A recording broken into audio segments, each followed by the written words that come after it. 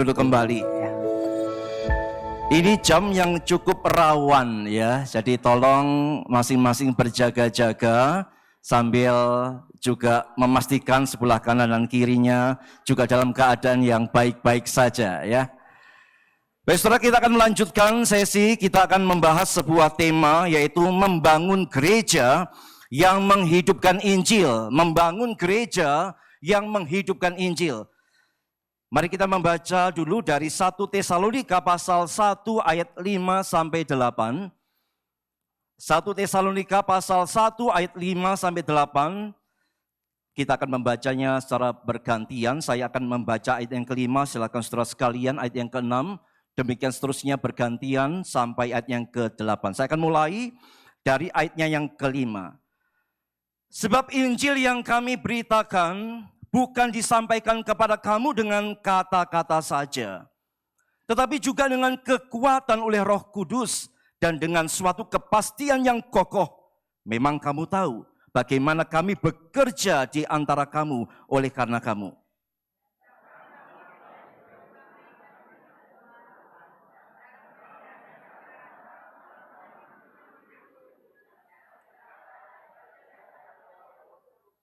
Sehingga kamu telah menjadi teladan, untuk semua orang yang percaya di wilayah Makedonia dan Akhaya.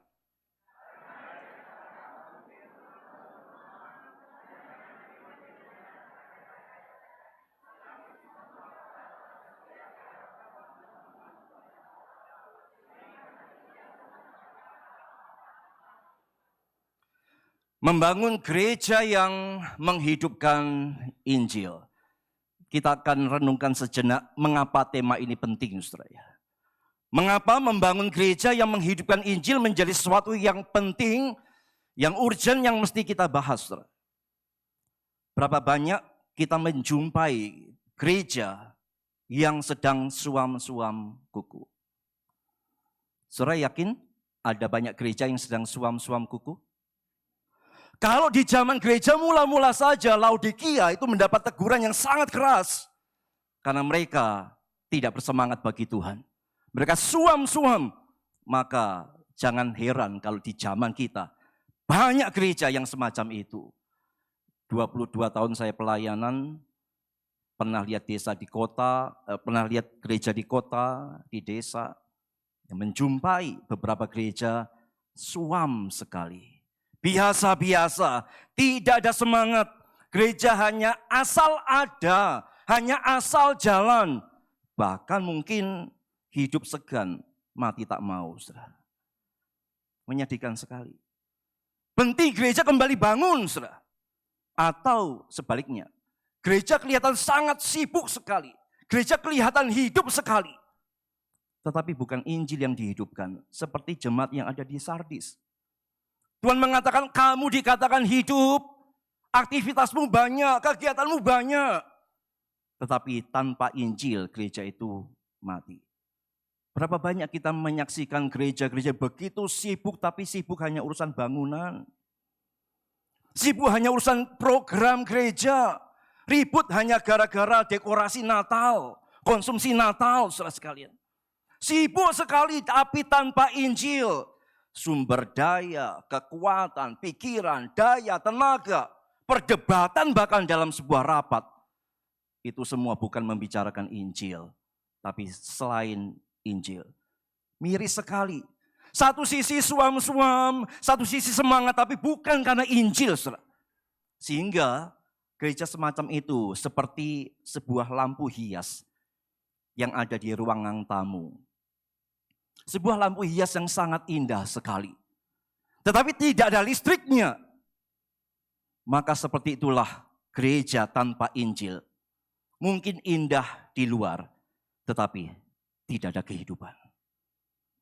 Atau seperti sebuah rumah sakit yang besar, yang megah, punya banyak dokter, punya banyak fasilitas, tapi tidak ada obatnya. Sehingga orang datang ke rumah sakit itu, pulang tidak sembuh. Kan tidak ada obatnya. Begitu pula gereja semacam itu. Tanpa Injil, gereja bisa kelihatan sangat megah dengan berbagai macam kemewahan, dengan berbagai macam kegiatan, tapi sebenarnya mati secara rohani. Saya pikir yang saya bicarakan ini bukan sekedar angan-angan, itu ada di sekitar kita. Dan moga-moga itu bukan gereja kita, saudara. Karena itulah kita penting hari ini untuk membahas tema ini. Timothy Keller mengatakan, jika Injil tidak menjadi pusat gereja, maka semua aktivitas gereja hanyalah kesibukan religius belaka, bukan pelayanan yang memberi hidup. Tegas sekali Keller mengatakan. Kalau tidak ada Injil, kalau Injil bukan jadi pusatnya, gereja hanya sebatas tempat kegiatan belaka. Dan hal ini juga dikatakan oleh seorang yang namanya David Platt. Dia juga mengamati gereja-gereja yang ada. Di dalam kesimpulannya dia mengatakan, banyak gereja hari ini penuh dengan aktivitas, penuh dengan program, dan pertumbuhan angka yang besar. Tapi miskin akan kuasa Injil. Dan dia mengatakan apa? Itu adalah tanda bahaya yang serius.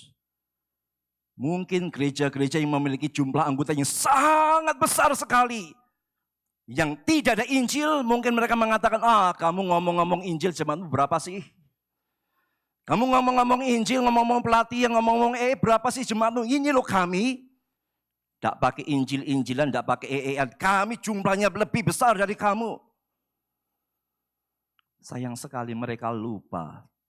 Yesus pernah mengatakan apa? Ketika ribuan orang datang cari Yesus. Alkitab mengatakan Yesus tidak mempercayakan dirinya kepada mereka. Karena Yesus tahu apa yang ada di dalam hati mereka. Mereka cari Yesus bukan demi Yesusnya. Tapi karena apa? Mujizat, karena berkat. Yang semacam itu Yesus mengatakan, aku tidak mempercayakan diriku kepada mereka. Yesus tidak terpesona dengan kuantitas. Bukan berarti kita tidak boleh berjuang kuantitas, kita harus, saudara. Tapi tak boleh hanya kuantitas. Pusatnya mesti Injil. Buat apa kuantitas banyak tapi kalau tidak berdasarkan Injil. Kita hanya akan menggembalakan kambing-kambing dalam gedung gereja, saudara. Yang Tuhan mau domba, bukan kambing. Karena itu saudara sekalian kita akan membahas bagaimana membangun gereja yang menghidupkan Injil dari sebuah gereja yang sederhana. Gereja yang ada di kota Tesalonika. Saudara, mengapa kita perlu belajar dari jemaat di Tesalonika meskipun ada kekurangannya, tapi di dalam bagian ini mereka patut menjadi teladan bagi kita. Apa keunikan dari gereja di Tesalonika ini, saudara? Gereja itu atau jemaat ini, saudara, ini jemaat yang muda sekali. Paulus itu ada di kota itu kira-kira sekitar sebulan, 3-4 minggu saja, saudara. Paulus kabarkan Injil di sana, bangun bentuk gereja di sana. Tidak lama, saudara, itu cuma sekitar 3-4 minggu saja. Dan kemudian Paulus mesti meninggalkan kota itu. Kenapa? Karena orang-orang Yahudi itu benci sekali. Mereka gerakan preman-preman pasar itu ya untuk mengacaukan akan jemaat Tuhan. Jadi gereja ini umurnya muda sekali. Tetapi meskipun umurnya sangat muda, mereka menjadi teladan yang luar biasa dalam menghidupkan Injil. Berapa banyak gereja yang sudah sangat tua tapi tanpa Injil. Tapi gereja di Tesalonika meskipun sangat muda, mereka menjadi teladan akan Injil. Paulus mengatakan apa dalam ayat 37? Sehingga kamu telah menjadi teladan untuk semua orang yang percaya di wilayah Makedonia dan Akhaya.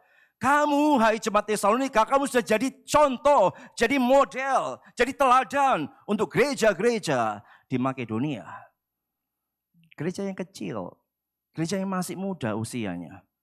Tapi bisa menjadi teladan dalam menghidupkan Injil. Maka tak salah kita hari ini akan merenungkan bagaimana belajar dari gereja ini dalam menghidupkan Injil. Ada 3 hal, saudara. Yang pertama, gereja yang menghidupkan Injil adalah gereja yang lebih dahulu dihidupkan oleh Injil. Sekali lagi, gereja yang menghidupkan Injil adalah gereja yang lebih dulu dihidupkan oleh Injil. Bagaimana jemaat di Tesalonika itu bisa menghidupkan Injil? Karena mereka lebih dulu sudah menerima akan Injil itu. Di dalam ayat yang kelima, dikatakan di sana, sebab Injil yang kami beritakan bukan disampaikan kepada kamu dengan kata-kata saja, tetapi juga dengan kekuatan Roh Kudus dan dengan suatu kepastian yang kokoh. Memang kamu tahu bagaimana kami bekerja di antara kamu oleh karena kamu. Jemaat Tesalonika sebelumnya menerima berita Injil. Ada Injil yang sampai kepada mereka. Mereka tidak tiba-tiba bisa menghidupkan Injil. Tapi mereka pertama kali mengalami yang namanya dihidupkan oleh Injil. Paulus datang ke sana, Injil diberitakan dan mereka menerimanya. Itulah yang menghidupkan mereka. Dan tentu saja bukan hanya sebuah berita Injil, tetapi yang di sana ada kekuatan Roh Kudus. Gereja yang menghidupkan Injil, mesti yang pertama, gereja itu dihidupkan oleh Injil, yaitu berita Injil yang disertai dengan kekuatan Roh Kudus. Seringkali kita menjumpai ada orang yang berpikir tidak perlu berita. Yang penting kesaksian hidup saja. Saudara pernah dengar begitu? Aku sih gak bisa ngomong, tapi yang penting hidupku baik. Yang penting aku jadi contoh, jadi teladan. Sering menemukan begitu, saudara sekali. Tapi bisa bayangkan tidak, kalau Paulus di Tesalonika tidak kabarkan Injil, cuma jadi teladan hidup. Bisa bayangkan tidak, kalau para rasul tidak beritakan Injil, hanya jadi teladan hidup. Alkitab memang menekankan keteladanan hidup. Tapi itu satu hal. Berita Injil, pemberitaan Injil, hal yang lain. Kedua-duanya mesti dilakukan. Pemberitaan tanpa keteladanan salah. Tapi keteladanan tanpa pemberitaan juga tidak kalah salahnya. Atau orang yang sebaliknya ya. Beritakan, kuasai hafal, cakap, ngomong. Tapi tidak pernah doa andalkan Roh Kudus. Kita bersyukur kita dibekali dengan metode EE. Kita mesti bersyukur, saudara. Ini satu metode penginjilan yang sangat luar biasa. Sangat baik sekali. Tapi kita ingat, waktu kita beritakan Injil, kita tak boleh mengandalkan kecakapan kita. Tidak boleh mengandalkan sekedar daya ingat kita. Tidak boleh mengandalkan pengalaman kita. Tapi kita mengandalkan Roh Kudus. Doa. Kami di gereja punya grup tim PI, saudara, yang isinya kurang lebih 80-90 orang. Setiap kali teman-teman itu kalau mau kabarkan Injil, posting. Bukan untuk pamer, saudara, bukan. Tapi doakan.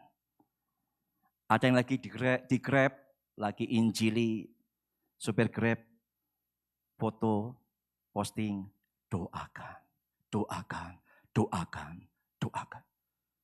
Ini penting sekali karena kita menyadari bahwa pemberitaan Injil tidak cukup mengandalkan kekuatan kata-kata, sistematika yang baik sekalipun. Tapi kita perlu kuasa Roh Kudus. Gereja yang menghidupkan Injil mesti mengalami ini dulu, yaitu berita Injil yang ada masuk ke dalam gereja, yang oleh kuasa Roh Kudus mengubahkan, mentransformasi hidup seseorang. Jean L. Green dia mengatakan pemberitaan Paulus disertai dengan kuasa ilahi. Sehingga jemaat tidak hanya mendengar dengan telinga, tetapi mengalami perubahan hidup. Hal ini menjadi bukti bahwa Injil adalah firman Allah yang efektif, bukan sekedar argumen manusia. Kalau bicara argumen tuh sangat kuat sekali ya. Logikanya kuat sekali di sana. Dengan ilustrasi-ilustrasi yang mantep banget. Tapi sekali lagi, hari ini kita diingatkan, ayo kita semua pengabar-pengabar Injil. Kita adalah orang yang juga bukan hanya cakap dalam membicarakannya, memberitakannya. Tapi kita adalah juga orang yang suka menekuk lutut kita. Mengandalkan Roh Kudus. Orang hanya bisa percaya bertobat kita sadar itu bukan karena kekuatan kata-kata kita. bukan kecakapan kita, tapi Roh Kudus yang memakai berita Injil yang kita sampaikan untuk mengubahkan hidup seseorang. Demikian Charles Spurgeon mengatakan, kita tidak boleh puas hanya dengan menyampaikan kata-kata Injil.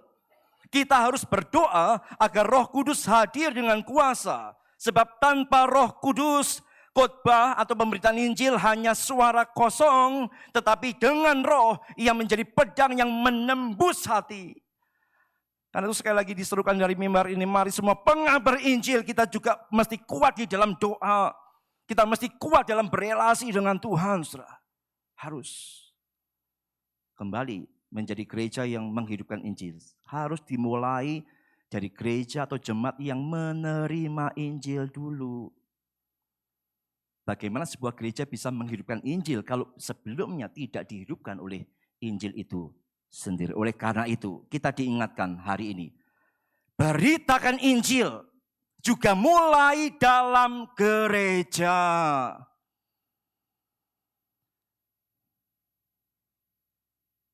Beritakan Injil mulai dalam gereja. Coba kita renungkan, kita di gereja masing-masing. Apakah setiap kita bisa memastikan bahwa semua jemaat di gereja kita sudah pernah dengar Injil? Sudah atau belum? Kalau belum, ayo catat nama-nama mereka. Agendakan kunjungan untuk mereka. Oh, tapi pendeta saya sudah sering khotbah kok di mimbar tentang kematian Yesus. Tentu itu bisa dipakai Tuhan juga. Tapi banyak orang, saudara, itu yang dimenangkan justru dengan penginjilan pribadi, saudara. Banyak orang yang sudah bergereja lama, saudara, ya. Itu masih tidak punya keyakinan keselamatan. Atau kalaupun punya keyakinan keselamatan, salah dasar keyakinannya. Dan itu bukan di gereja-gereja liberal loh. Itu dalam gereja-gereja dengan bendera Injil, saudara. Tidak bisa kita hanya mengandalkan mimbar saja. Mimbar penting pasti. Tapi penginjilan pribadi, lepas pribadi, itu juga terbukti sudah dipakai secara efektif oleh Tuhan, saudara. Karena saya mengajak semua rekan-rekan gembala, rekan-rekan hamba Tuhan, majelis dan semua jemaat, ayo kita perhatikan. Kita rindu memastikan semua orang di dalam gereja kita pernah mendengar Injil yang benar. Masalah mereka yakin, tidak yakin itu bukan bagian kita, saudara. Tapi tanggung jawab kita untuk benar-benar membangunkan gereja yang menghidupkan Injil. Kita memastikan bahwa jemaat, setiap orang yang pernah hadir dalam gereja kita pernah mendengar Injil yang sejati. Gereja kami bukan gereja besar, gereja kecil. Tapi kami punya kebiasaan yang mungkin cukup unik ya. Jadi kalau ada orang baru yang hadir ibadah, kalau kena radar, wah ini baru nih ya. Waktu pulang kita akan bersahabat dengan mereka. Kita akan tahan mereka dulu, ngobrol dulu. Kalau ada kesempatan dia bersedia, Injil diberitakan di sana. Kalaupun tidak, ya kita akan minta alamatnya dan akan di follow up. Karena kita menyadari bahwa tidak cukup orang itu hadir di gereja, tapi dia perlu mengalami Injil secara pribadi.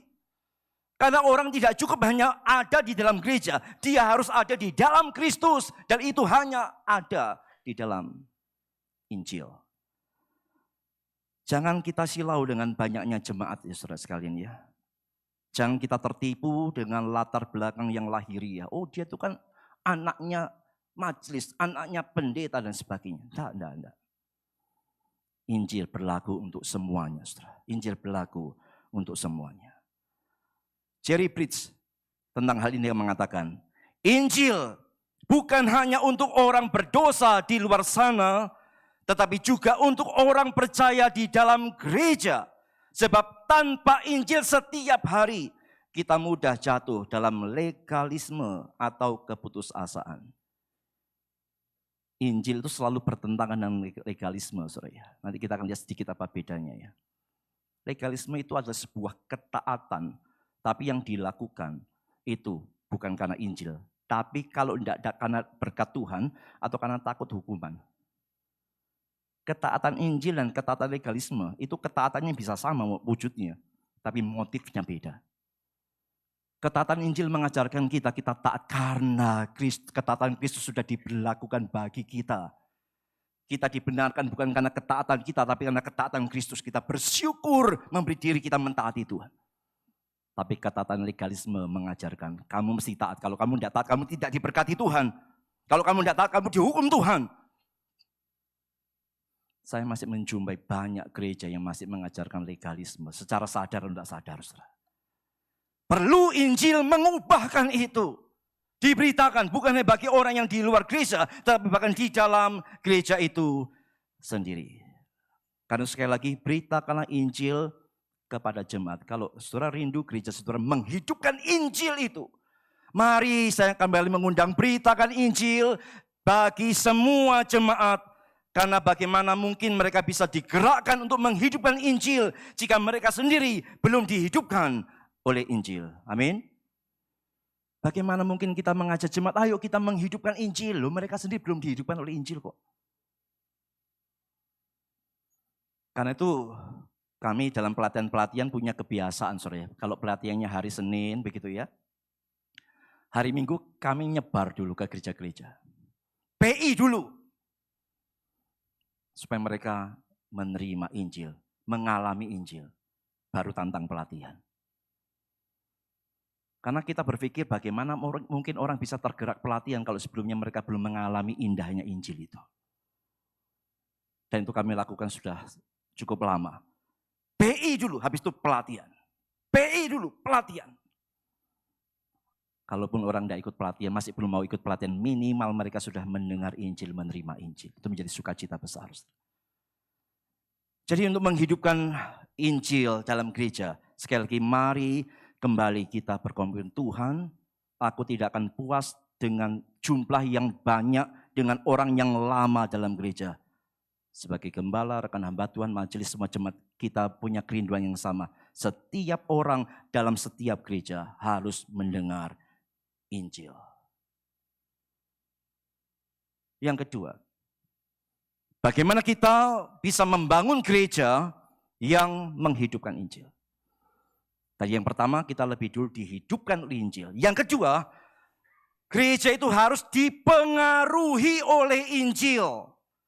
Harus dipengaruhi oleh Injil. Apa yang dipengaruhi? Semuanya. Programnya, kegiatannya, bidang-bidangnya, semua harus dipengaruhi Injil. Dan kita akan kembali lihat ke jemaat di Tesalonika ya. Bagaimana mereka itu bukan hanya dihidupkan oleh Injil, tapi hidup mereka juga dipengaruhi oleh Injil. Ayat yang ke-6. Dan kamu telah menjadi penurut kami dan penurut Tuhan dalam penindasan yang berat. Kamu telah menerima firman itu dengan sukacita yang dikerjakan oleh Roh Kudus. Paulus memuji jemaat ini dengan mengatakan, kamu itu nuruti kami, kamu itu nuruti firman. Padahal situasi mereka tidak gampang. Mereka ditekan, mereka ditindas, mereka dipersulit. Tapi mereka mau menjadi penurut-penurut firman. Pertanyaan, bagaimana mereka bisa menjadi penurut-penurut firman? Saya yakin karena hidup mereka bukan hanya sudah dihidupkan oleh Injil, tapi Injil itu mempengaruhi hidup mereka. Sehingga seorang mengatakan Injil itu bukan hanya titik keselamatan kita, itu adalah A sampai Z kehidupan kita. Seluruh kehidupan kita mesti dipengaruhi oleh Injil itu. Karena itulah di dalam ayat ketiga, Paulus mengatakan apa kepada jemaat Tesalonika itu? Sebab kami selalu mengingat pekerjaan imanmu, usaha kasihmu, dan ketekunan pengharapanmu kepada Tuhan kita Yesus Kristus di hadapan Allah dan Bapa kita. Ada iman, ada kasih, ada pengharapan. Tapi tidak sekedar slogan ini, saudara. Dikatakan pekerjaan iman. Tentu saja kita yakin ini bukan bekerja untuk dapatkan iman, bukan. Tapi iman yang hidup, yang melahirkan sebuah perbuatan yang nyata. Iman yang hidup yang melahirkan sebuah ketaatan yang nyata. Kasih, di sana dikatakan usaha kasih. Berarti tidak sekedar ngomong kasih, tapi ada bukti kasih, ada usaha untuk mengekspresikan kasih itu. Pengharapan, bukan sekedar lip sync, tapi ada ketekunan di sana. Sekali lagi dalam konteks penderitaan, mereka mewujudkan pengharapan mereka dalam ketekunan yang mereka alami bagi Tuhan. Bagaimana jemaat yang masih muda ini, imannya bisa dibuktikan dengan perbuatan. Kasihnya bisa dinyatakan dengan sebuah usaha. Dan pengharapan mereka dibuktikan dengan ketekunan mereka. Pastilah Injil yang sudah mereka dengar, yang mereka alami, mempengaruhi hidup mereka. Kalau Yesus sudah mau mati, bagi mereka mengapakah mereka harus menyerah? Kalau Yesus sudah mau menderita, bagi mereka mengapakah mereka harus putus asa? Injil itu mempengaruhi akan hidup jemaat di Tesalonika itu. Sehingga Leon Morris mengatakan, iman, kasih, dan pengharapan. Bukan sekedar kata-kata hiasan dalam doa syukur Paulus. Ia menunjuk pada kenyataan bahwa Injil telah berakar dalam diri jemaat Tesalonika dan menghasilkan buah nyata dalam kehidupan sehari-hari mereka. Perhatikan, jemaat Tesalonika bisa menjadi teladan dalam menghidupkan Injil. Karena mereka dihidupkan oleh Injil dan Injil itu mempengaruhi hidup mereka. Tema dalam konven ini penting ya. Menghidupi dan menghidupkan Injil. Tesalonika menjadi teladannya.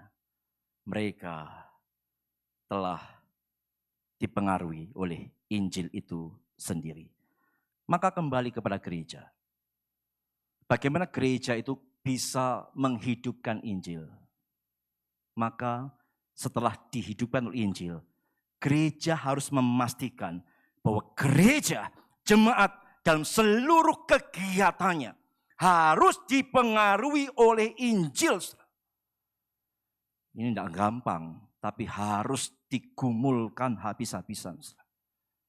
Kalau gereja kita rindu benar-benar Injil itu hidup di dalamnya. Tidak bisa tidak. Injil bukan hanya sekedar menjadi kabar keselamatan, tapi juga mempengaruhi seluruh hidup gereja, seluruh hidup jemaat. Membangun gereja yang menghidupkan Injil adalah mutlak perlu. Semua kegiatan, semua program harus dipengaruhi oleh Injil, harus berpusat pada Injil. Tentu yang paling vital dalam gereja, khotbah. Khotbah ini bagian yang sangat penting sekali. Khotbah yang gospel centered dengan khotbah yang bukan berpusat pada Injil akan menghasilkan dua kehidupan gereja yang berbeda. Khotbah yang benar-benar berpusat pada Injil akan dipakai Tuhan benar-benar untuk membangun Injil itu dalam gereja. Tapi kalau khotbah gereja bukan khotbah Injil. Bagaimana mungkin kita akan bisa bermimpi bahwa gereja itu akan menghidupkan Injil kalau khotbahnya itu bukan khotbah Injil. Khotbah Injil yang saya maksud bukan sekedar khotbah tentang kematian Yesus semua, tidak. Tapi semua khotbah apapun temanya mesti terkait dengan Injil. Injil menjadi pusatnya. Injil menjadi pusatnya. Khotbah moral perlu tidak? Perlu. Khotbah ketaatan perlu tidak? Perlu. Khotbah perbuatan baik perlu. Khotbah pelayanan perlu. Tapi semua harus terpusat kepada Injil. Banyak gereja khotbah moral tidak dikaitkan dengan Injil. Hanya sekedar, ya kita jadi orang Kristen harus jadi contoh ya. Jadi teladan ya. Apa kaitan dengan Injil? Tidak ada. Lalu apa bedanya kekristenan dengan yang lain kalau begitu? Yang lain juga ngajarin moral kok. Khotbah ketaatan, harus taat ya. Tapi apa kaitan dengan Injil? Tidak ada. Sehingga motivasi orang taat ya tadi, kalau tidak pengen dapat berkat atau takut dihukum Tuhan. Tidak ada Injilnya. Khotbah pelayanan juga begitu. Melayani ya. Awas kalau tidak melayani ya usahamu bangkrut loh. Awas tidak kasih persembahannya, nanti kamu tidak diberkati Tuhan loh. Berapa banyak khotbah-khotbah yang tidak berpusat pada Injil, saudara. Maka tidak heran gereja yang semacam itu tidak mungkin bisa menghidupkan Injilnya. Khotbahnya tidak berpusat pada Injil. Mari kita semua hamba Tuhan, rekan-rekan gembala, semua majelis, semua jemaat, ayo kita gumulkan sungguh-sungguh, doakan sungguh-sungguh supaya di dalam gereja kita, apapun khotbahnya itu gospel centered, amin. Berpusat pada Injil. Sekarang kita akan lihat, saudara, apa sih bedanya khotbah, apa bedanya sih khotbah yang berpusat pada Injil dengan yang bukan. Sebelumnya kita akan lihat dasarnya dulu. Seperti yang sudah disampaikan oleh Pak Paulus ya. Bahwa di dalam Alkitab itu selalu punya rumus ya. Kalau Pak Paulus ngomong indikatif dulu baru imperatif. Itu betul. Sir. Kasih karunia dulu dinyatakan baru ada perintah ketaatan. Sir. Rumus Alkitab selalu begitu. Coba kita lihat dalam Perjanjian Lama. Kisah Nuh. Kalau kita lihat kisah Nuh dalam Kejadian 6 ayat 22 di sana dikatakan, lalu Nuh melakukan semuanya itu tepat seperti yang diperintahkan Allah kepadanya, demikianlah dilakukannya. Oh, Nuh taat luar biasa. Nah, seringkali khotbah mengatakan apa? Kita harus menjadi sama dengan Nuh ya, kita harus taat sama Tuhan ya. Tapi tidak baca kalimat sebelumnya, tidak baca ayat sebelumnya. Jadi orang yang kemudian berhasil taat jadi apa? Sombong. Wah, aku bisa taat tuh.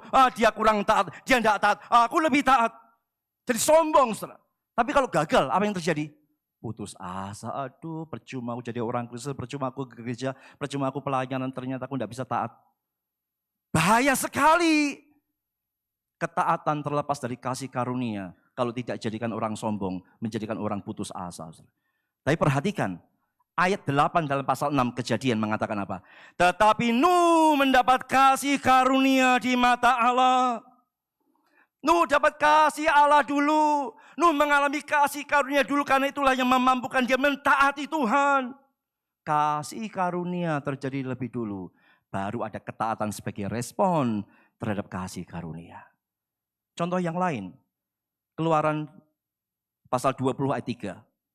Jangan ada padamu Allah lain di hadapanku. Ini perintah yang pasti kita tahu ya. Hukum yang pertama ya. Dan seterusnya sampai hukum yang ke-10. Seringkali hanya dikhotbahkan apa? Kita harus taati ini ya. Harus taati ini ya. Lalu lagi-lagi kalau berhasil sombong. Kalau gagal putus asa. Lupa bahwa sebelumnya diawali dengan ayat 2 yang mengatakan, Akulah Tuhan Allahmu yang membawa engkau keluar dari tanah Mesir, dari tempat perbudakan. Allah berkasih karunia dulu. Allah membebaskan dulu, baru Allah kasih hukum Taurat.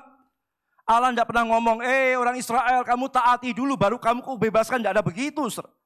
Allah membebaskan tanpa syarat, baru Allah kasih hukum. Lihat, ketaatan selalu menjadi respon terhadap kasih karunia. Kasih karunia selalu mendahului akan ketaatan. Dalam Perjanjian Baru misalnya kita lihat Roma 12 ayat 1. Ada kalimat yang mengatakan, aku menasihatkan kamu supaya kamu mempersembahkan tubuhmu sebagai persembahan yang hidup, yang kudus, yang berkenan kepada Allah. Itu adalah ibadahmu yang sejati. Ini perintah untuk mempersembahkan diri kepada Tuhan. Tapi kita ingat, perintah ini diawali dengan sebuah kalimat. Karena itu, saudara-saudara, demi kemurahan Allah. Paulus pengen ngomong, kita ini sudah mendapat kemurahan Allah loh. Ayo kita berespon, mempersembahkan hidup kita bagi Tuhan. Kasih karunia dulu, baru ada respons ketaatan. Ibrani 12 misalnya, ayat 28. Ada perintah beribadah di sana. Marilah kita mengucap syukur dan beribadah kepada Allah menurut cara yang berkenan kepadanya dengan hormat dan takut. Ada perintah ibadah di sana. Tapi didahului dengan kalimat sebelumnya yang mengatakan apa? Jadi karena kita menerima kerajaan yang tak tergoncangkan, marilah. Rumus Alkitab selalu begitu. Kasih karunia diberikan, baru kita berespon dengan ketaatan. Apa beda antara khotbah Injil dan khotbah legalistik? Dari aspek dasarnya ya. Khotbah Injil itu berdasarkan kasih karunia Allah di dalam Kristus. Kalau legalistik, berdasarkan tuntutan hukum, aturan, dan perbuatan manusia. Jadi begini, kamu harus taat. Kalau kamu tidak taat, kamu tidak diterima sama Tuhan. Kamu harus taat. Kalau kamu tidak taat, kamu dihukum sama Tuhan. Khotbah legalistik. Tapi khotbah Injil mengatakan apa? Kamu sudah menerima kasih karunia Tuhan. Ayo taatlah kepada Tuhan. Kristus sudah rela taat bagi kamu. Sekarang ayo beresponlah mentaati Tuhan. Khotbah Injil isi utamanya apa? Kristus sudah menggenapi hukum dan memberikan keselamatan sebagai anugerah. Kalau legalistik mengkhotbahkan apa? Manusia harus berusaha mentaati hukum agar layak di hadapan Allah. Laki-laki kalau tidak sombong jadi putus asa. Merasa berhasil taat sama Tuhan, merasa layak diterima Tuhan. Merasa gagal mentaati Tuhan, merasa Tuhan tidak akan terima saya. Tapi Injil berkata lain. Yesus sudah mentaati dengan sempurna menggantikan kamu. Kamu diterima bukan karena ketaatanmu, tapi karena ketaatan Kristus. Kamu diterima Allah bukan karena perbuatanmu, tapi karena perbuatan Kristus. Marilah bersyukurlah. Bersyukurlah. Taatilah Tuhan karena engkau sudah diselamatkan oleh kasih karunia-Nya. Motivasinya apa? Kalau khotbah Injil, kasih dan syukur kepada Allah karena keselamatan yang sudah diterima. Kalau legalistik, takut hukuman atau mencari pembenaran diri. Khotbah Injil dampaknya apa? Membawa kebebasan, sukacita, transformasi hati. Kalau legalistik menghasilkan tadi beban, kelelahan, keputusasaan, atau kesombongan bahkan. Sangat berbeda sekali. Dan juga hasilnya apa? Khotbah Injil menghasilkan hidup yang taat, lahir dari hati yang sudah diubahkan oleh Injil. Tapi legalistik menghasilkan ketaatan yang semu, lahiriah, tanpa perubahan hati yang sejati. Legalistik hanya menghasilkan perubahan tingkah laku, tapi bukan perubahan hati. Injil akan menghasilkan perubahan hati yang membawa kepada perubahan tingkah laku. Orang yang beribadah secara legalistik akan beribadah secara berbeda dengan orang yang benar-benar mengalami Injil. Fokus khotbahnya apa?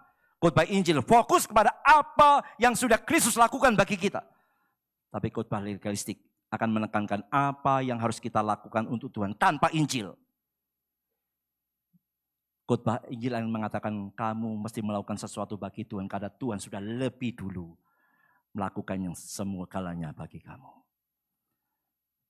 Ini dua macam khotbah yang sangat berbeda, langit dan bumi, hitam dan putih. Saudara. Ayo kita gumulkan gereja kita masing-masing. Gumulkan, doakan. Kalau saudara adalah orang-orang yang mungkin tidak diberikan kesempatan untuk menentukan arah gereja. Minimal saudara doakan, Tuhan aku rindu. Gerejaku ini khotbahnya benar-benar berpusat pada Injil. Aku rindu gerejaku ini benar-benar bisa membangunkan Injil.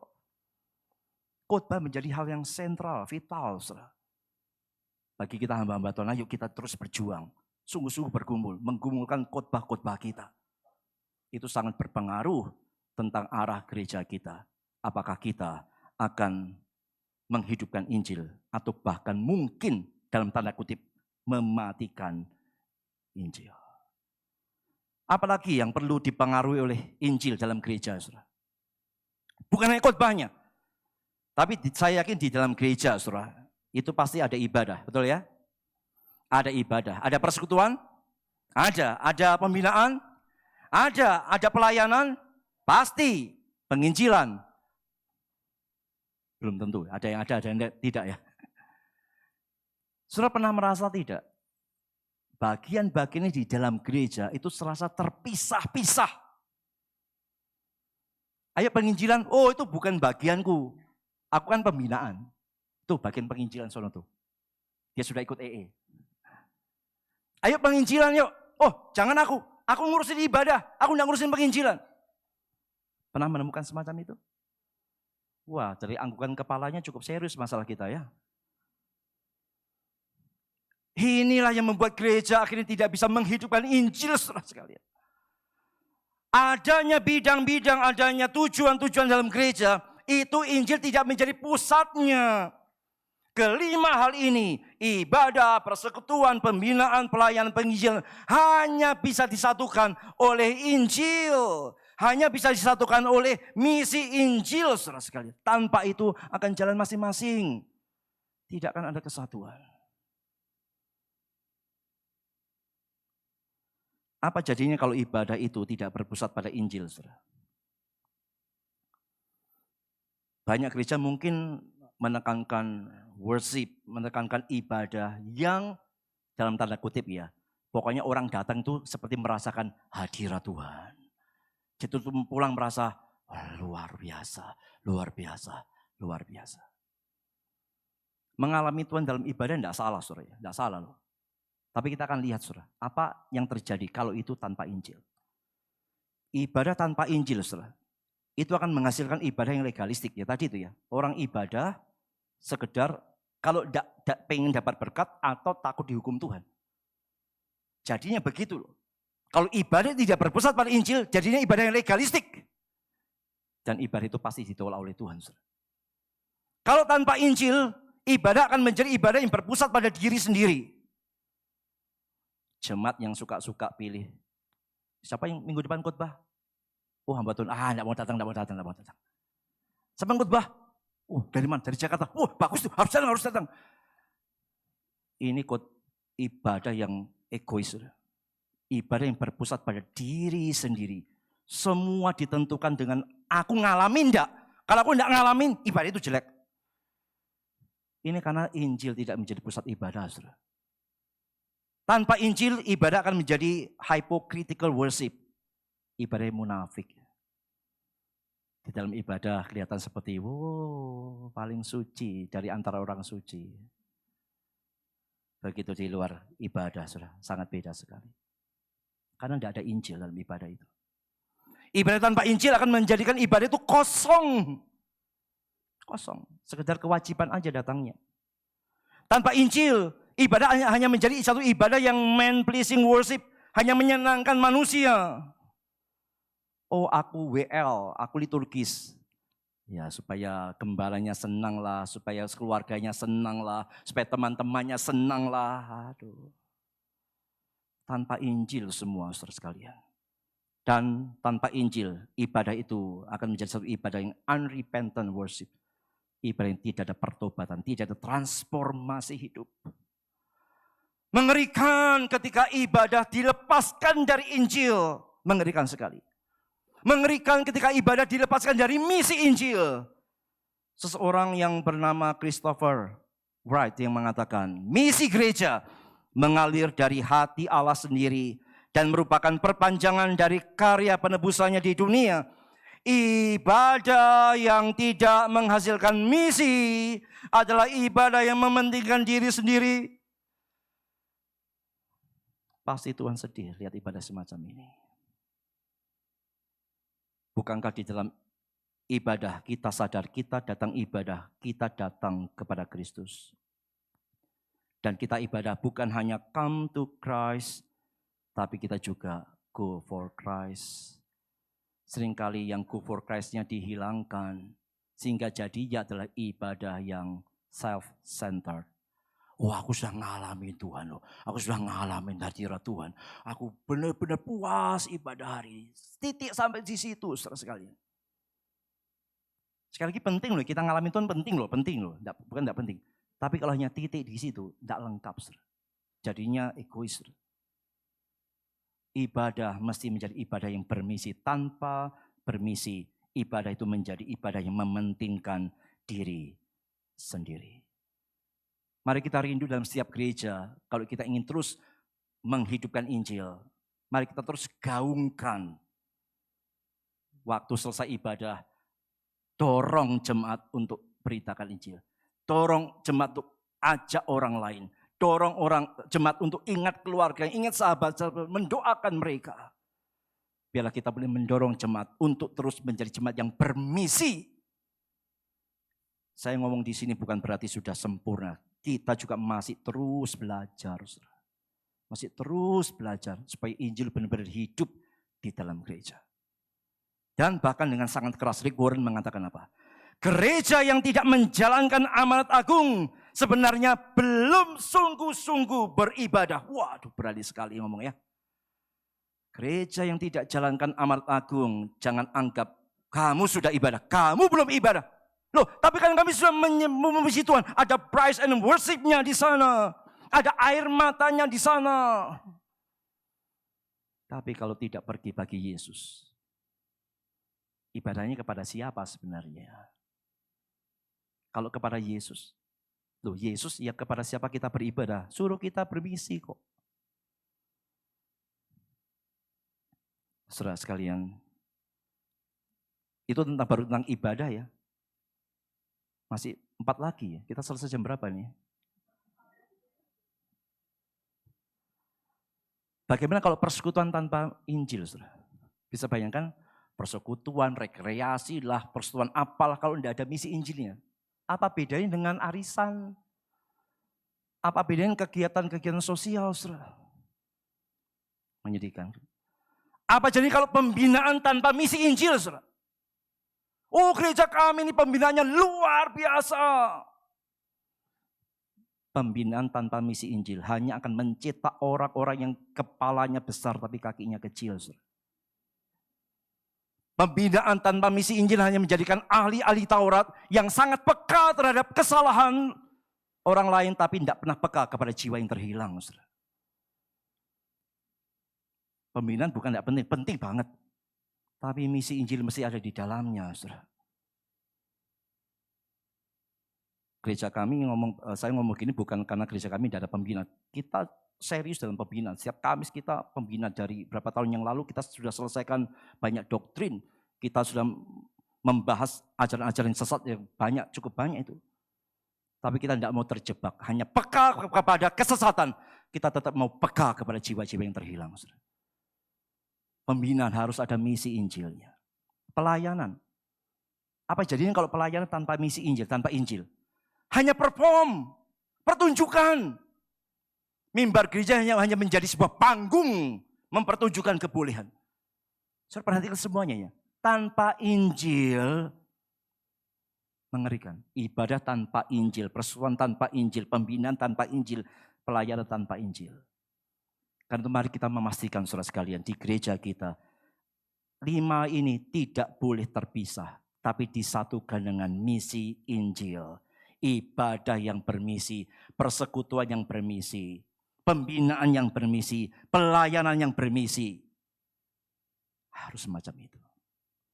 Kalau kita di sini adalah orang-orang yang Tuhan tempatkan sebagai pengambil keputusan dalam gereja, jangan ragu. Kita dengungkan, kita suarakan. Tapi kalau saudara merasa aku kan tidak ada potensi untuk itu, doakan. Biar Tuhan boleh mengubahkan pemimpin-pemimpin gereja kita. Menyadari pentingnya Injil di dalam gereja itu. Dan kita lihat satu kata-kata yang sangat keras dari Charles Spurgeon. Dia mengatakan apa? Jika sebuah gereja meninggalkan Injil, biarlah ia segera runtuh. Karena ia tidak lagi menjadi gereja Kristus. Wah, keras sekali. Yang terakhir, bagaimana kita menghidupkan Injil dalam gereja kita? Gereja atau jemaat mesti digerakkan bagi Injil. Yang pertama dihidupkan Injil, yang kedua dipengaruhi Injil, yang ketiga digerakkan bagi Injil. Kembali ke jemaat Tesalonika. Dalam ayat 8 dikatakan apa? Karena dari antara kamu firman Tuhan bergema, bukan hanya di Makedonia dan Akhaya saja, tetapi di semua tempat telah tersiar kabar tentang imanmu kepada Allah, sehingga kami tidak usah mengatakan apa-apa tentang hal itu. Luar biasa. Jemaat yang sangat muda, tapi Injil yang menghidupkan mereka, yang mempengaruhi mereka, membuat mereka bisa hidup bagi Injil. Paulus menggunakan kata bergema. Bergema ini satu gema yang sangat kuat seperti tiupan trompet atau guntur saya. Seperti itulah firman Tuhan bergema dari jemaat yang kecil. Dari jemaat yang muda. mereka bukan hanya dihidupkan, bukan hanya dipengaruhi Injil, tapi mereka juga digerakkan bagi Injil. Mereka tidak diam, saudara. Mereka bergema bagi Injil. Jemaat Tesalonika tidak menjadi jemaat yang pasif, menjadi jemaat yang aktif. Mereka bukan hanya memelihara iman, tapi mereka juga membagikan iman. Secara tidak sadar seringkali kita atau para pengkhotbah seringkali memberikan racun kepada jemaat ya. Dengan mengatakan apa? Jemaat semuanya setia. Kalau tidak beritakan Injil, bisakah kata setia itu cocok, saudara? Setia ibadah kok, setia datang ke gereja kok. Loh, kalau tidak beritakan Injil, cocokkah kata setia itu? Setia itu mencakup totalitas, saudara.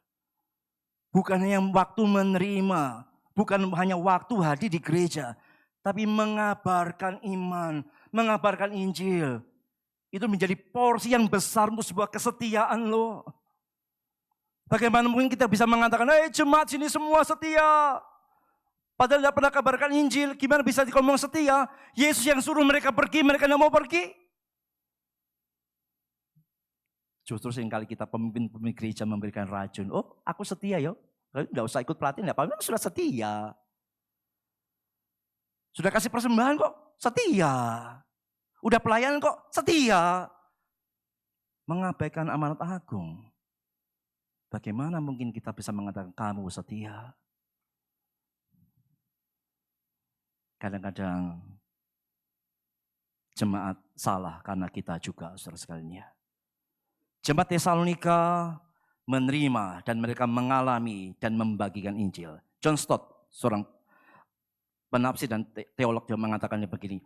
Kesaksian jemaat Tesalonika begitu kuat sehingga Injil bergema dari mereka sampai seperti suara sangkakala. Mereka bukan hanya menerima firman tapi juga memancarkannya sehingga berita iman mereka menyebar ke seluruh wilayah.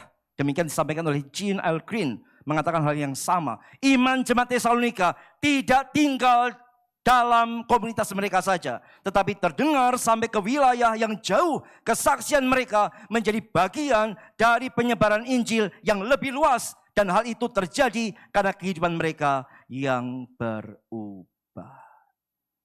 Saudara perhatikan ini, gereja dipanggil bukan hanya untuk memelihara iman, tetapi membagikannya.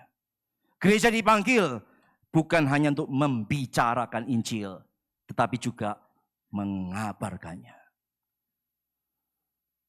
Berapa banyak Injil sudah didiskusikan? Banyak-banyaknya ya. Didiskusikan di kelompok kecil, di persekutuan, seminar-seminar penginjilan, tidak kurang. Yang kurang apa? Mengabarkannya. Pengetahuan banyak, tapi sedikit yang mengabarkannya. Gereja dipanggil, bukan hanya bicarakan, tapi mengabarkan itu. Kalau kita ingin menghidupkan Injil dalam gereja kita, tidak bisa tidak. Harus jemaat digerakkan untuk mengabarkannya. Jemaat bukan objek pelayanan. Jemaat adalah rekan pelayanan. Jemaat sekali lagi bukan objek pelayanan. Jemaat adalah pemainnya yang perlu diperlengkapi. Bukan Alkitab mengatakan itu? Gembala mesti memperlengkapi. Saudara sekalian, bagaimana gereja bisa bergerak untuk menggerakkan, menghidupkan Injil dalam gereja? Perlu kesehatian, saudara. Pemimpin gereja mesti sehati, saudara. Ada di sini gerejanya yang pemimpinnya belum sehati. Hamba Tuhannya pengen, ayo kita garap penginjilan. Mungkin dia akan pengurus yang ngomong, tak usahlah. Berat jadi. Tidak ada dana kita. Kita ini sudah nyaman-nyaman, ngapain buat masalah. Atau mungkin sebaliknya, dia akan pengurus-pengurusnya semangat. Ayo kita kerjakan, kita buat kelompok, kita buat tim, kita buat pelatihan. Justru gembala sidangnya atau hamba Tuhannya, sudah tidak usah. Kita sudah gereja yang besar. Kita punya ciri khas. Kalau kita ada dalam satu problema semacam itu, saudara, tangisan kita harus lebih banyak ke situ. Air mata kita harus lebih banyak ke situ, saudara. Doakan supaya pemimpin gereja bersatu. Bersatu. Untuk Injil. Penting. Dan tentunya bukan hanya pemimpin dan jemaat harus juga sehati. Bukankah firman Tuhan mengatakan, hanya hendaklah hidupmu berpadanan dengan Injil Kristus, supaya apabila aku datang aku melihat, dan apabila aku tidak datang aku mendengar, bahwa kamu teguh berdiri dalam satu roh, dan sehati sejiwa berjuang untuk iman yang timbul dari berita Injil. Perlu kesehatian. Kalau kita ingin bangun gereja yang menghidupkan Injil, mari mulai dari kesehatian para pemimpin gereja. Harus. Yang berikutnya harus ada pelatihan. Harus ada pelatihan. Pemimpin sudah sehati, sudah sepakat, oke kita mau garap, kita mau kerjakan amanah Agung dengan serius. Kita khotbahkan, kita bahas di kelompok kecil. Tapi kalau udah ada pelatihan bagaimana, saudara? Kalau udah ada pelatihan mungkin ada jemaat begini, aku sih pengen tapi gimana ngomongnya? Kalau di dalam pengantar EE itu semacam ada pasal-pasal yang masih tidak bisa nyatu. Mereka perlu dilatih, perlu diperlengkapi, saudara. Saya pernah mengatakannya, dosa besar seorang pendeta atau gembala adalah kalau dia tidak memperlengkapi jemaat. Dosa, saudara. Makin besar jemaatnya, makin banyak jemaatnya, makin besar gerejanya, dan tidak ada pelatihan, dosa pendetanya makin tambah, saudara. Loh iya, tugasnya kan memperlengkapi. Makin banyak yang diperlengkapi, makin tambah dosanya, saudara. Bagaimana mungkin mimbar hanya sebuah tempat untuk meneriakan, ayo penginjilan. Bagus sih. Tapi kalau jemaatnya tidak diperlengkapi, saudara. Hanya jadi apa? Melemparkan beban, suruh orang pikul, tapi dia tidak mau pikul. Bukankah itu orang Farisi? Meletakkan beban-beban berat kepada orang sedangkan dia happy ya, saudara. Maka kumpulkanlah gereja kita masing-masing. Gereja yang benar-benar ingin menghidupkan Injil. Mutlak harus ada pelatihan, saudara. Mutlak, saudara. Karena jemaat tidak mungkin otomatis bisa, saudara. Tidak mungkin otomatis bisa. Perlu diperlengkapi. Yesus saja perlengkapi para murid berapa lama? 3,5 tahun. Tapi untuk pelatihan EE selalu pengen yang apa ya? Hemat ya. Dari seminggu jadi yang share it.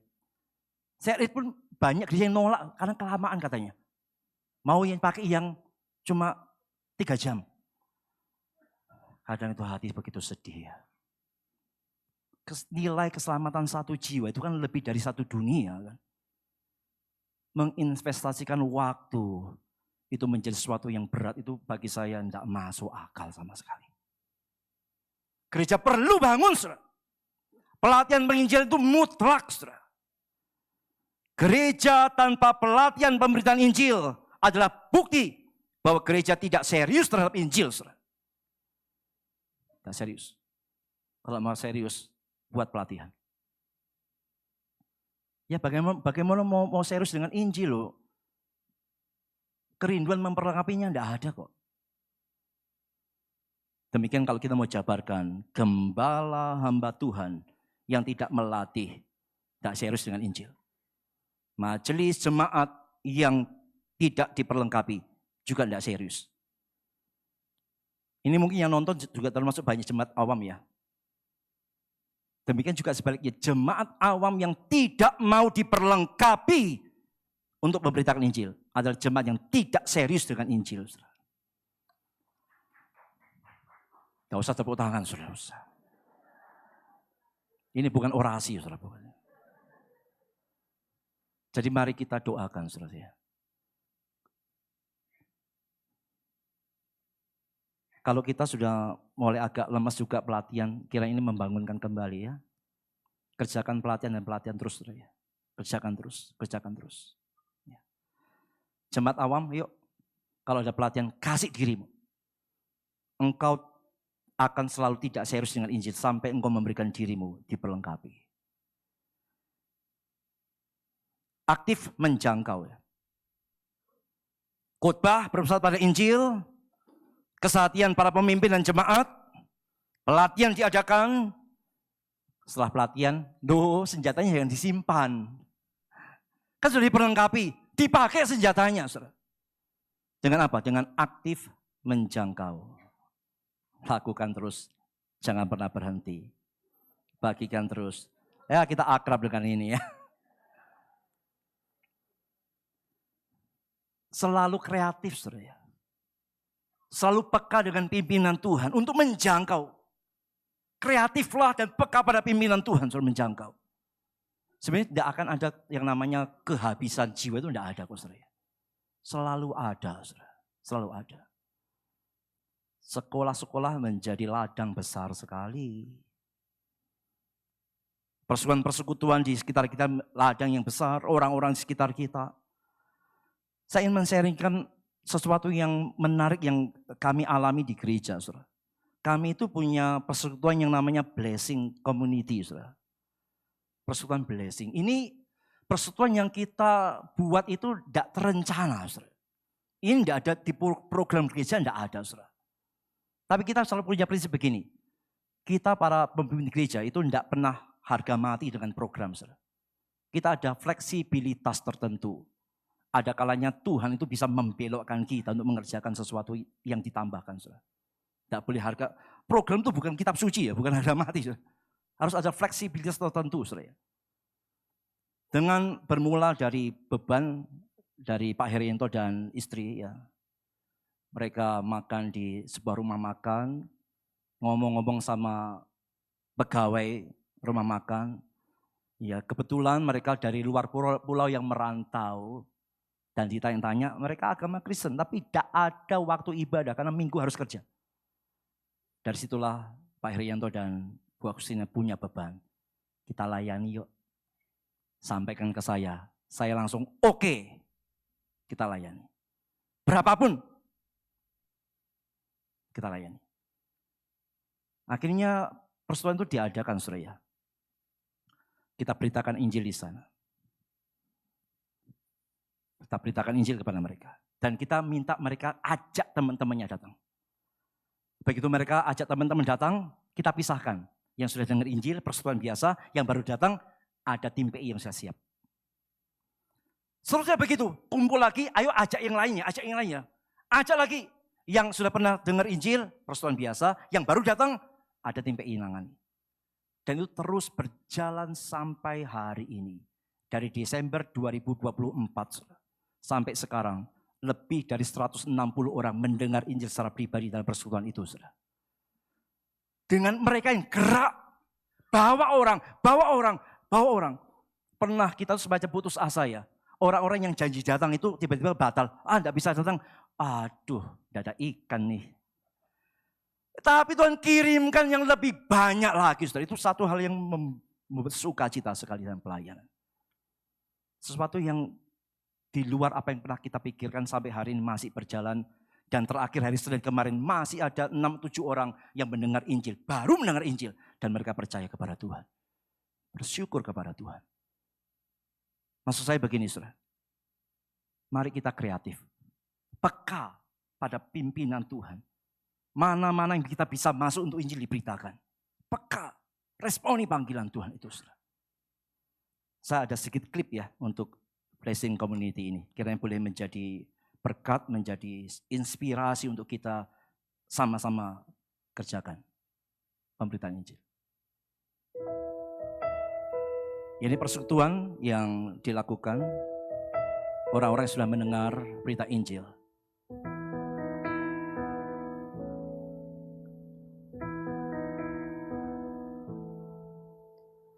Berikan ku hati biasa. Selesai persoalan kita foto sama-sama. Ajak foto sama-sama. Dengan belas kasihan,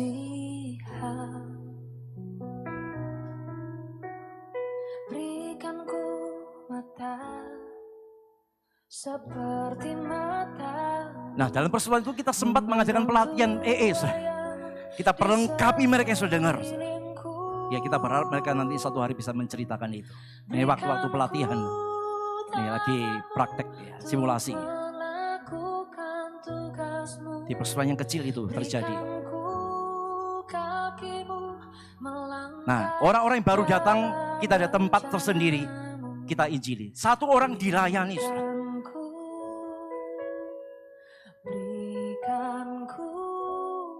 Jabat tangan Romawi itu ya.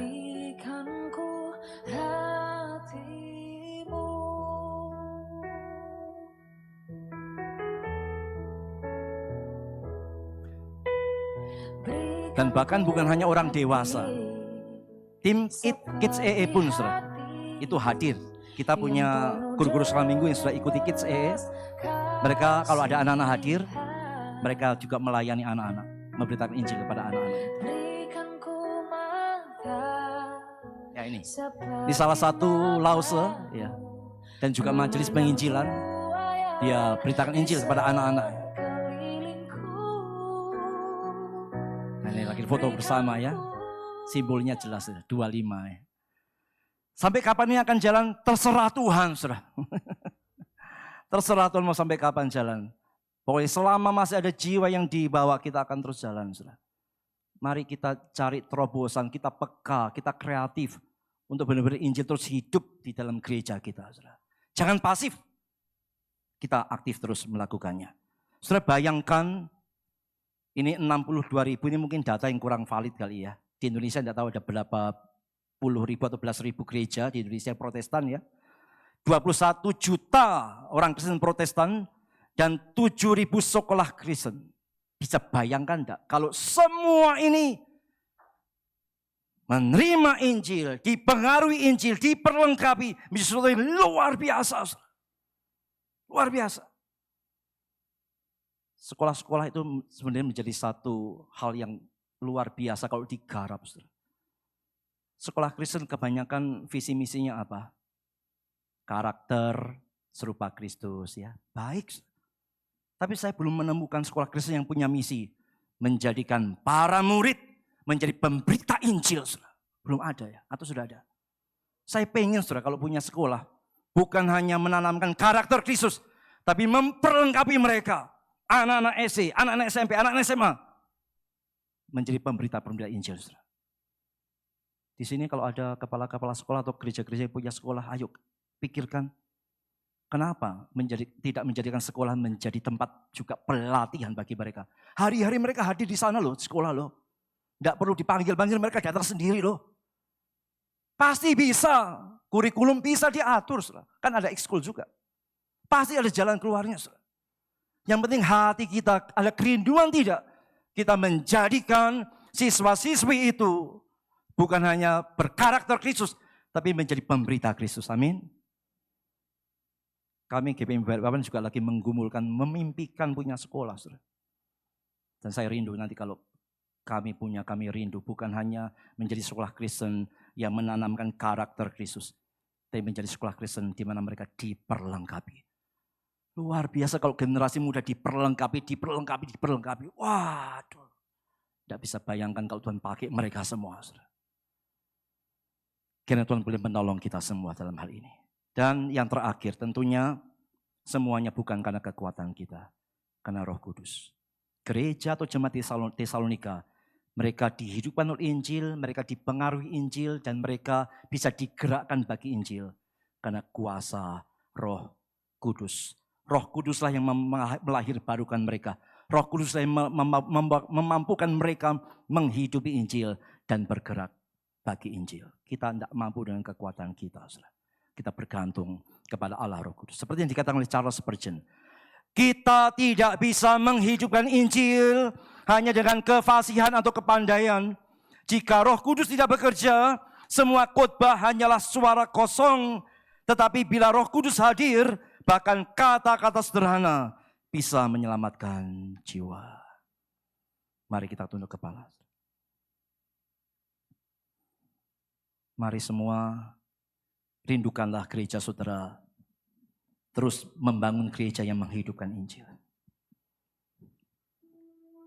Ada tantangan buat kita pada siang hari ini. Maka saudara komitmen, saudara pulang dari konvensi ini, saudara memastikan bahwa setiap orang dalam setiap gereja mendengar Injil. Para gembala, rekan-rekan hamba Tuhan, pengurus majelis, semua jemaat, mari punya hati yang sama. Tidak cukup mereka hadir di gereja. Mereka perlu Injil. Mereka perlu dihidupkan oleh Injil. Beritakan Injil secara pribadi kepada mereka. Mari komitmen sama Tuhan. Tuhan, aku pulang dari konvensi ini. Aku mau catat, mau data. Aku ingin memastikan semua orang dalam gerejaku mendengar Injil secara pribadi. PR yang kedua, saudara. Mau saudara menggumulkan untuk memastikan semua kegiatan dalam gereja saudara, semua bidang, semua program terkait dengan Injil, ibadah, persekutuan, pembinaan, pelayanan, terkait dengan misi Injil. Kalau hari ini hadir para pemimpin gereja, maukah saudara memutuskan itu?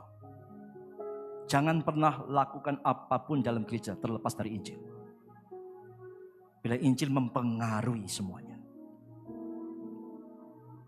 Dan yang ketiga tantangannya, maka saudara komitmen untuk terus mengerjakan pelatihan. Jangan berhenti melatih. Dan jangan berhenti bergerak.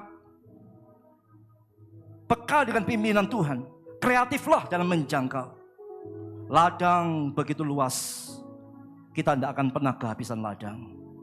Tuhan hanya mau kita terus bergantung kepada Dia, mengerjakannya. Tuhan sudah lebih dulu kerja keras bagi kita. Maka sekarang kita berespon dengan bekerja sekeras-kerasnya untuk Tuhan kita. Oleh karena kasih karunia-Nya, bukan karena kekuatan kita. Mari ambil waktu berdoa untuk 3 hal ini saudara sekalian.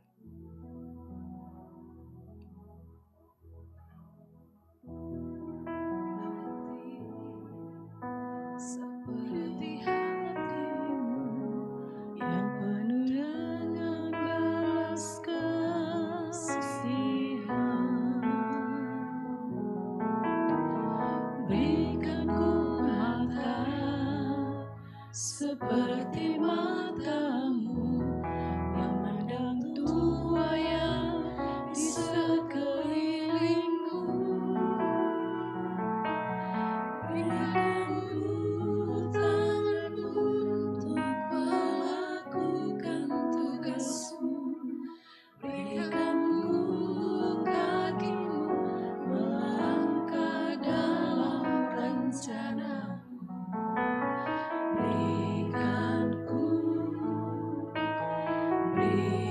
Mari bersama-sama kita berdiri.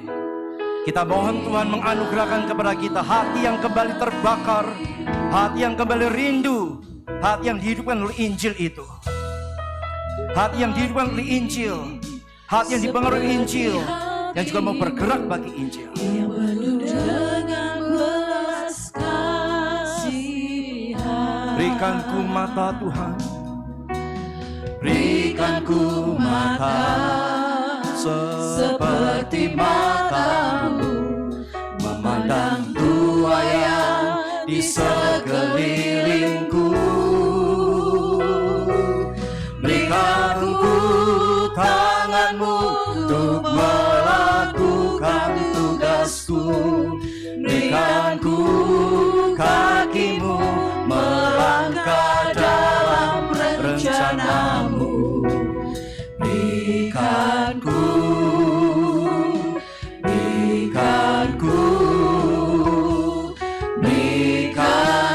hatimu. Berikan ku tanganmu, berikan ku tanganmu untuk melakukan. Saya mengundang Bapak Herianto boleh ke depan, boleh menutup Berikan ku dalam doa syukur. kakimu melangkah dalam rencanamu. Berikan ku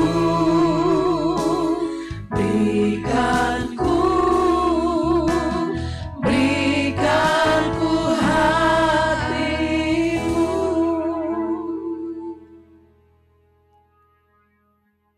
Sungguh kami sadar, siapakah kami,